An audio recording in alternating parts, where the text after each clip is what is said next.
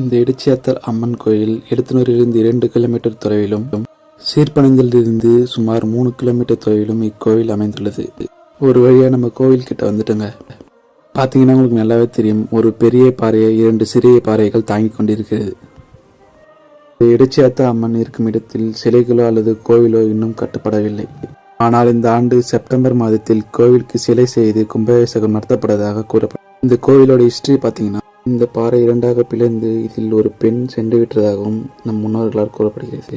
அந்த பெண் இந்த பாறைக்குள் செல்லும் போது சுண்டு விரல் மாட்டிக்கொண்டதாகவும் அதனால்தான் இந்த பாறையிலிருந்து ரத்தம் வருவதாகவும் கூறப்படுகிறது.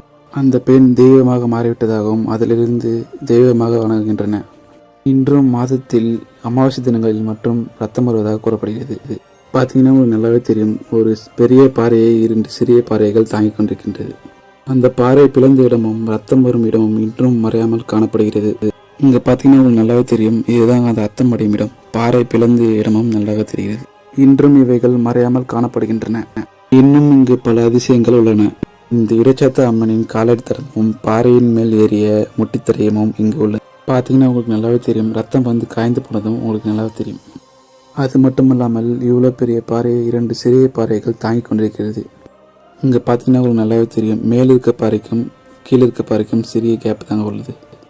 இங்கே பார்த்தீங்கன்னா நான் ஏற்கனவே சொன்ன மாதிரி முட்டியோட தடயமும் இங்கே உள்ளது. பார்த்தீங்கன்னா உங்களுக்கு நல்லாவே தெரியும், 2 முட்டியோட தடயமும் இங்கே உள்ளது.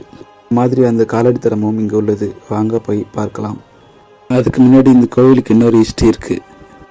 அது என்னன்னு பார்த்தீங்கன்னா, நம் முன்னோர்களுக்கு இந்த இடைச்சாத்த அம்மன் திருமணத்திற்கு நகை கொடுத்ததாகவும் திருமணம் முடிந்த பிறகு அந்த நகையை இந்த குளத்தில் வைத்து சென்று வருவதாகவும் கூறப்படுகிறது.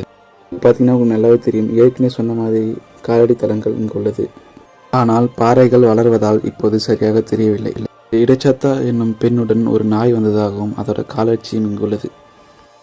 என்ன ஃப்ரெண்ட்ஸ், இந்த பதிவு உங்களுக்கு மிகவும் பிடித்திருக்கும் என்று நினைக்கிறேன். மீண்டும் இது போன்ற சுவாரஸ்யமான வீடியோவில் சந்திப்போம்.